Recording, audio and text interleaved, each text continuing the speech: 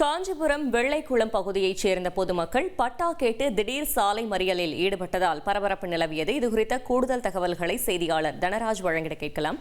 தனராஜ், வணக்கம். இந்த சம்பவம் தொடர்பான மேலும் தகவல்களை சொல்லுங்க. காஞ்சிபுரம் மாநகராட்சிக்கு உட்பட்ட வெள்ளைக்குளம் பகுதி இருக்கிறது. அந்த பகுதியில கிட்டத்தட்ட 200க்கும் மேற்பட்ட குடும்பங்கள் பல ஆண்டுகளாக வீடு கட்டி வசித்து வருகிறார்கள்.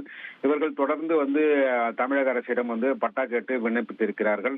இதைத் தொடர்ந்து கடந்த 2000ஆவது ஆண்டில் ஒரு 70 பேருக்கு மட்டுமே 70 குடும்பங்களுக்கு மட்டுமே அந்த பகுதியிலே பட்டா வழங்கியிருக்கிறார்கள்.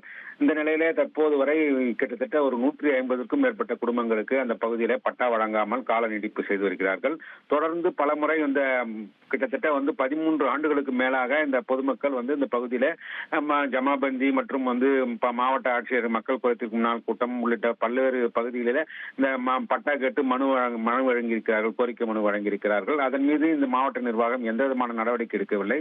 இந்த நிலையிலே கடந்த சில தினங்களுக்கு முன்பு கூட இந்த ஜமாபந்தி கூட்டம் காஞ்சிபுரம் மாவட்டத்தில் நடைபெற்றது. அதிலே மனு அளித்து எந்த விதமான நடவடிக்கை இல்லை என்பதால் ஆத்திரமடைந்த அந்த பகுதி மக்கள் தொடர்ந்து இந்த 10 ஆண்டுகளுக்கு மேலாக பட்டா கேட்டும் விண்ணப்பித்தும் எந்த வித நடவடிக்கை இல்லை என்று கண்டித்து மாவட்ட நிர்வாகத்தை கண்டித்து காஞ்சிபுரத்திலிருந்து வேலூர் மற்றும் அரக்கோணம் பகுதிக்கு செல்லக்கூடிய பிரதான சாலை, அந்த பகுதிக்கு கிட்டத்தட்ட 100க்கும் மேற்பட்டவர்கள், ஆண்கள், பெண்கள், முதியவர்கள் தங்கள் குழந்தைகளுடன் அந்த பகுதியிலே சாலையில திடீரென அமர்ந்து அந்த சாலை மறியலில் ஈடுபட்டனர். இதன் காரணமாக அந்த பகுதியிலே பெரும் போக்குவரத்து பாதிப்பும் ஏற்பட்டது. இதனைத் தொடர்ந்து இந்த தகவல் இருந்து சிவகாஞ்சி போலீசார் அந்த பகுதிக்கு விரைந்து அந்த பொதுமக்களிடம் பேச்சுவார்த்தை நடத்தியும் பலனளிக்கவில்லை. இதனைத் தொடர்ந்து வருவாய்த்துறையினருக்கு தகவல் தெரிவிக்கப்பட்டது.